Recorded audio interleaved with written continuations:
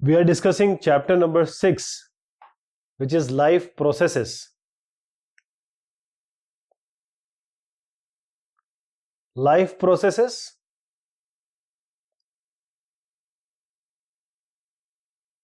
For us, for all the living organisms, may it be plants, may it be you and me, the processes respiration, nutrition, the circulation, excretion, these are the steps, processes, and the most vital processes necessary for us to survive, for the living beings to survive, and these are known as life processes.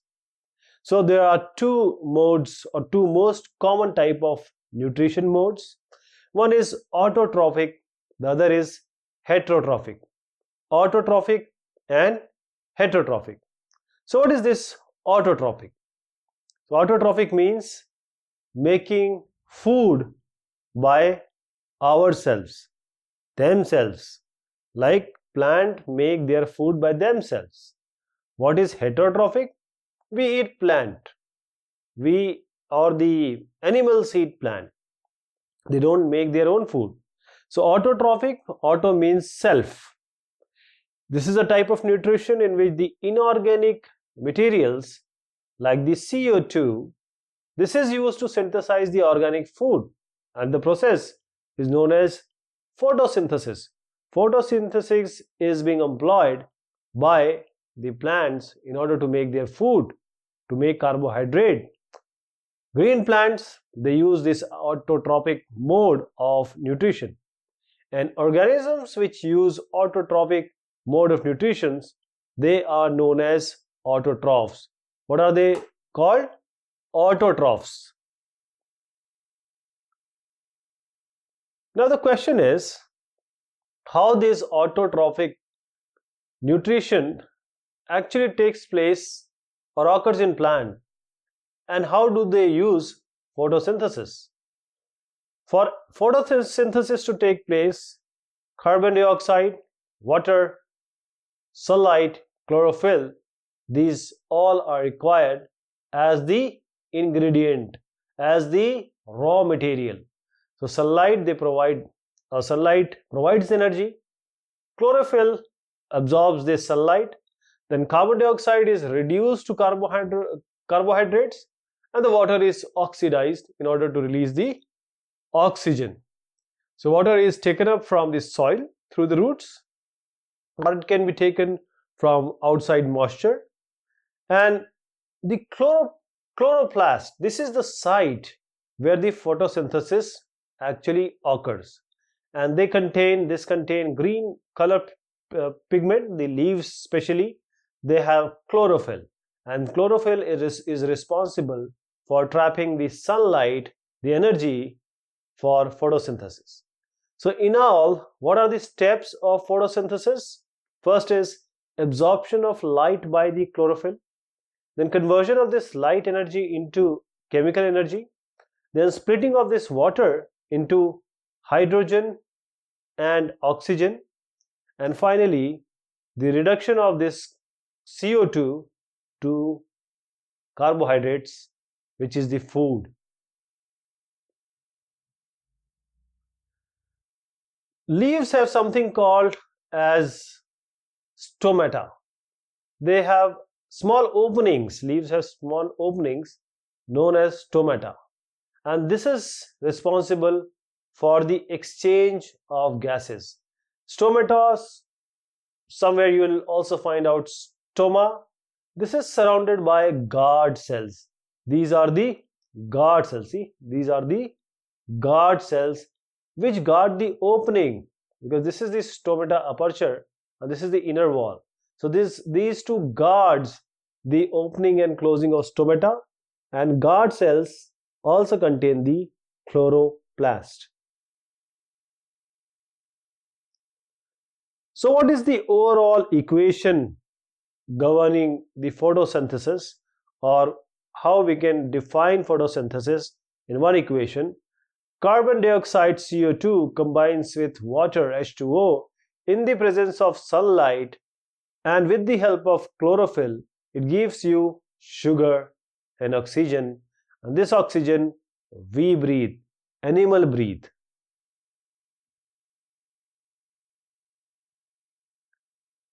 Heterotrophic nutrition.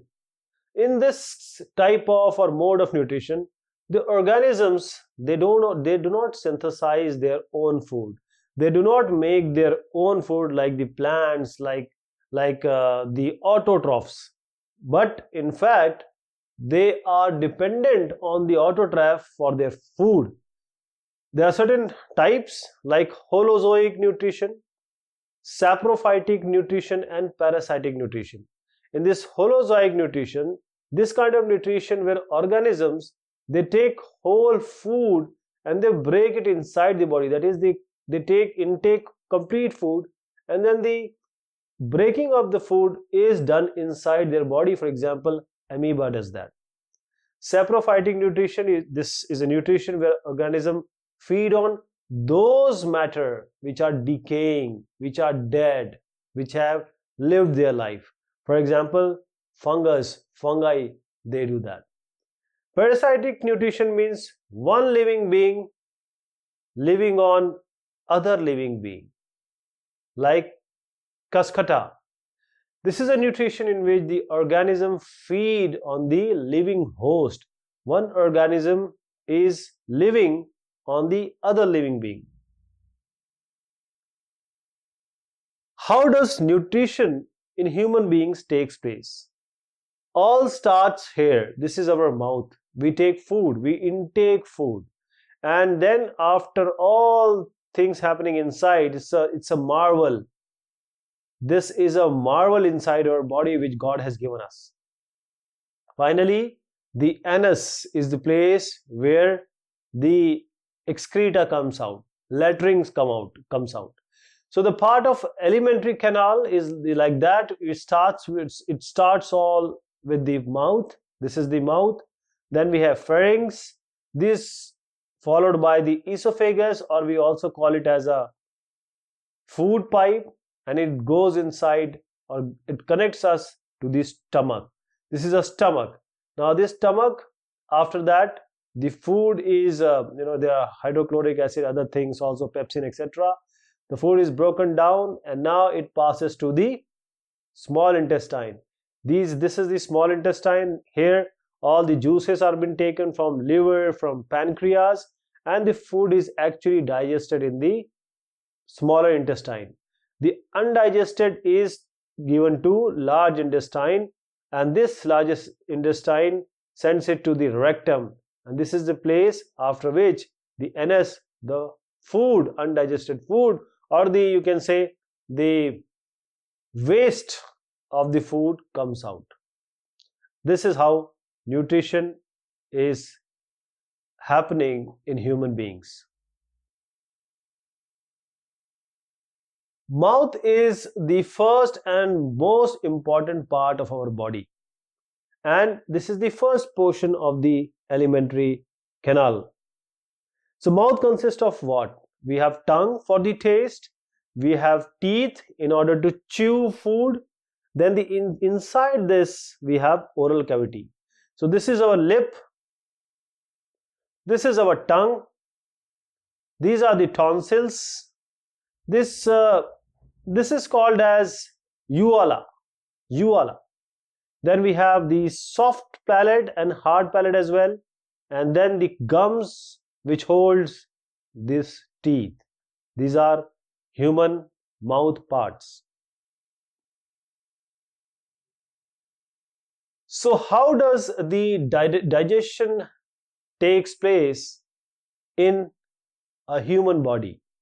Or most of the organisms, they also follow the same criteria, but how does digestion takes place in human beings?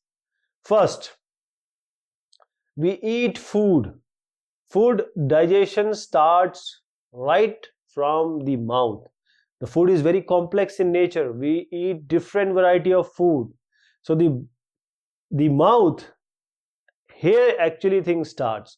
So for breaking the food, and in order to absorb that food, we need some catalyst, and these are called biological catalyst or enzymes. Mouth has salivary glands, and they secrete saliva. Saliva, this contains the important enzyme. These are known as salivary enzymes, and that breaks down the starch into simple sugars. Most of the food contains starch. We need to break it down to simple sugars, and the food then goes via esophagus into our stomach. The movement, how does this movement happen? Because we are not doing actual work there, and this is all happening because of the rhythmic contraction of muscles, and this is known as peristalsis. This is the rhythmic contraction of muscles inside our esophagus, inside our intestine, etc. So stomach contains the gastric glands, and which secretes many things like the mucus, like the HCl, hydrochloric acid, and this is quite concentrated. Pepsin. Now this pepsin is a protein for this is a protein digesting enzyme. So this pepsin is used to digest the protein. After the stomach, food goes to small intestine. This small intestine, if you see in herbivores, it's quite large because there is cellulose digestion happening as compared to carnivores. They are digesting meat.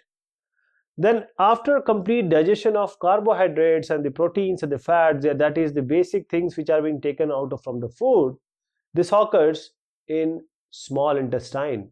Now small intestine needs some support, and this support comes from the pancreas and the liver.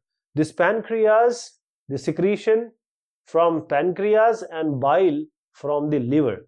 And what does this bile does? It helps in emulsification of the fats. While the pancreas, it secretes enzymes like the trypsin, and this is again for some protein digestion as well. We have intestine wall. These are also called glands that secrete the intestinal juice as well. All these juices are required to actually digest our food.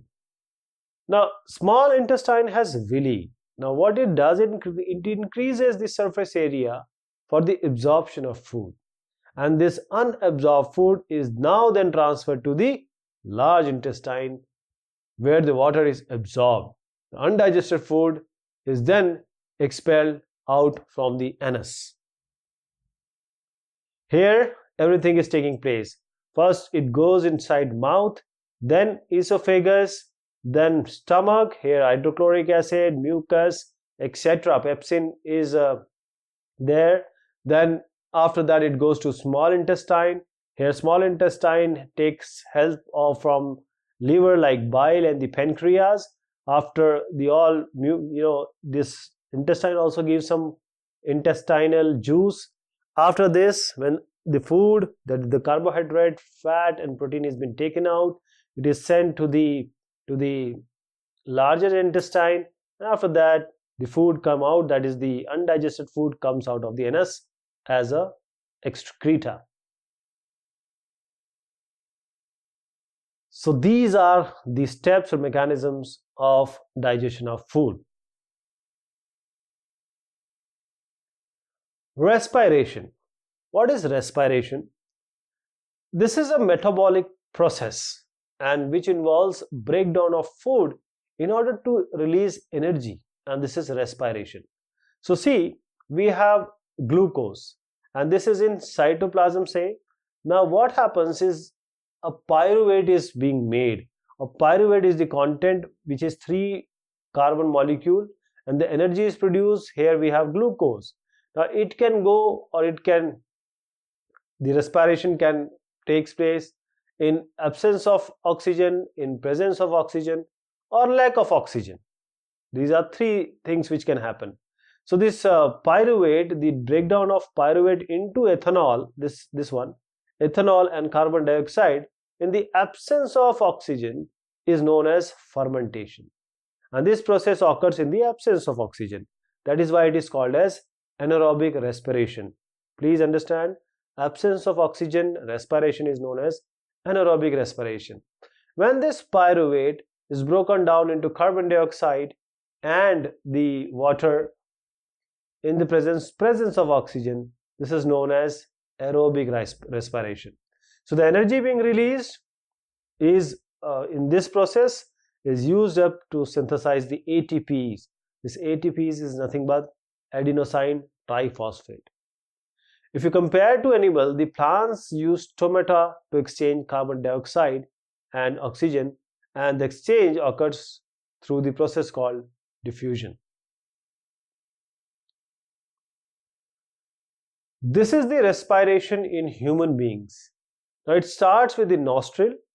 Human respiratory system starts with nostril, then the nasal cavity, pharynx, trachea, bronchi, bronchioles, and then lungs. Lungs is the basic part or the organ of the body where you can say actual respiration takes place. So what in lungs happen? There are alveoli, these are present, and here the exchange between oxygen and carbon dioxide takes place, alveoli. So if you want to find out the passage of air in human beings, we get oxygen from oxygen rich air from environment. It goes to a nasal cavity, then pharynx, then trachea, then bronchi, then bronchioles, then alveoli. And after that, in lungs, the oxygen and carbon dioxide exchange is done at alveoli. Now the reverse step takes place, or reverse passage takes place.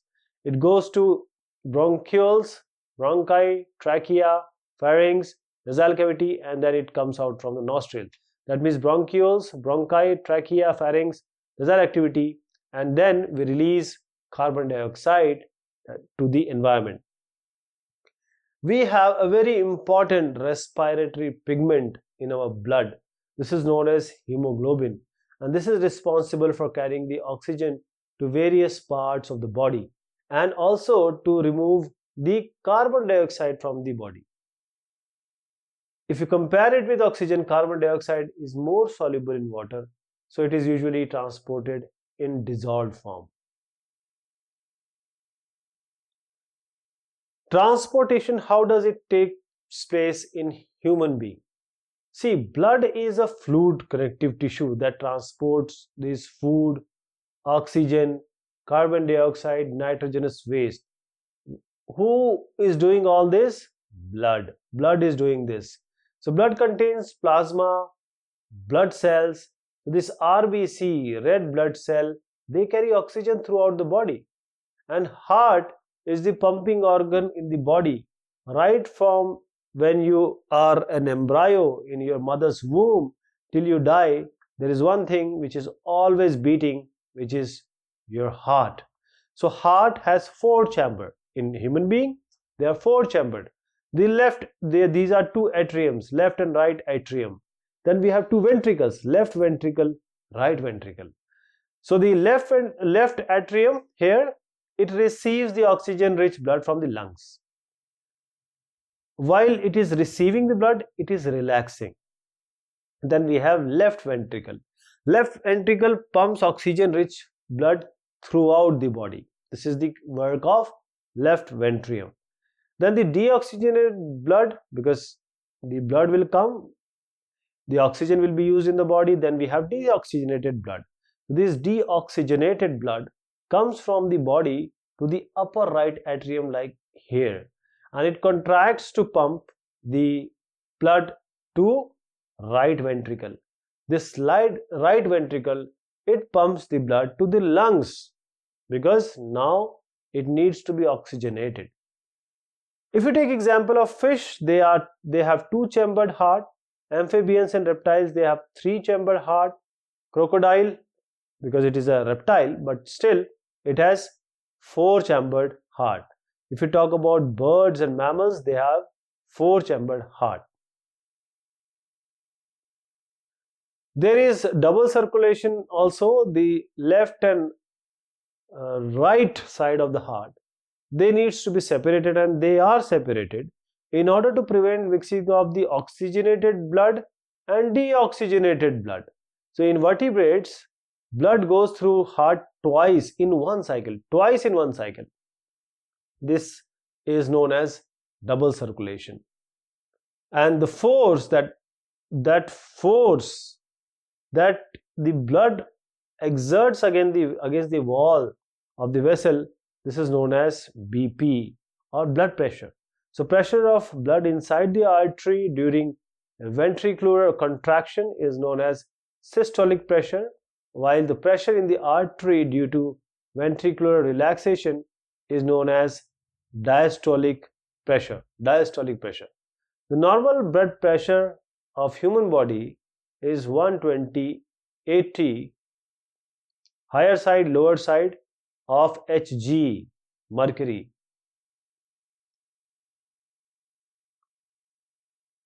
Artery, capillary and vein. Artery, they carry blood. If this is your heart,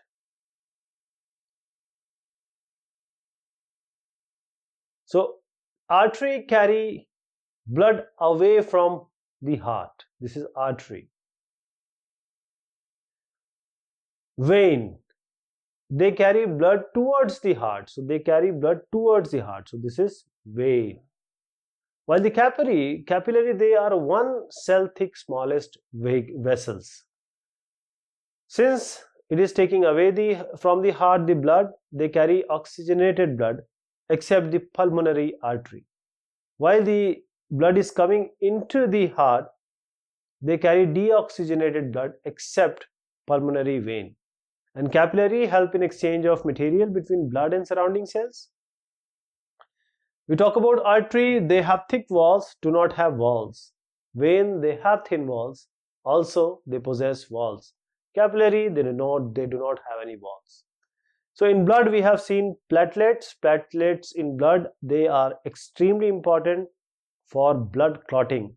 That is, if you have a scar sometime or a wound, the blood would come out. How to stop it? Platelets would stop it. Then lymph, this is also known as interstitial fluid. This is a fluid that leak out from the pores of the capillaries,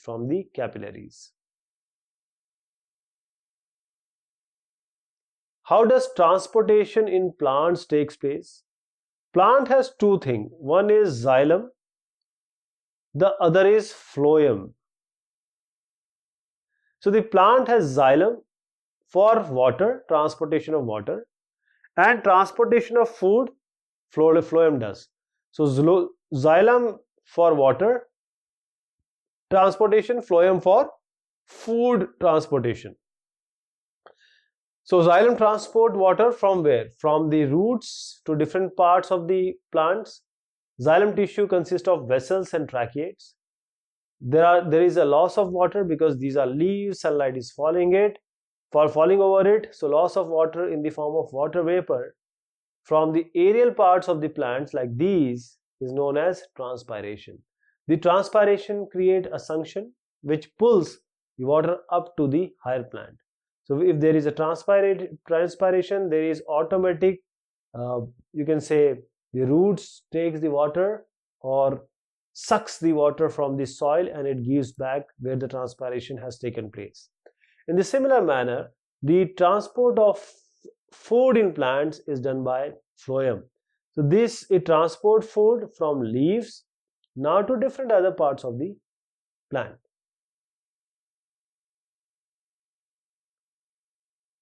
Excretion, especially the urine formation. So we have kidney here, then we have these bladder, ureter. So the process involved in removal of nitrogenous waste from body is known as excretion.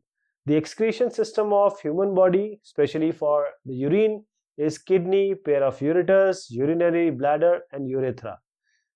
The basic filtration starts in kidney and we have some filtration units here which are known as nephrons. These nephrons are the structural and functional unit of this kidneys. We have two kidneys. Human body has two kidneys. The other organisms have the same thing. So they consist of Bowman capsules and renal tubule, And for the formation of this urine, certain substances like the glucose, amino acids, they are selectively reabsorbed till the time actual waste is being produced. So the amount of water reabsorbed, it's totally depends on how much water you have, or the living organism has drank, or how much water is present in the body. Then the urinary bladder is that point or that organ that is a muscular structure, and it is giving signal to the brain that okay, my content are full, now I need to urinate. And how does plant excrete waste? They do it, the water, through transpiration. And for excretion of waste, that is solid one, we see that plant do it by gums and resins. These are the excreta of plants.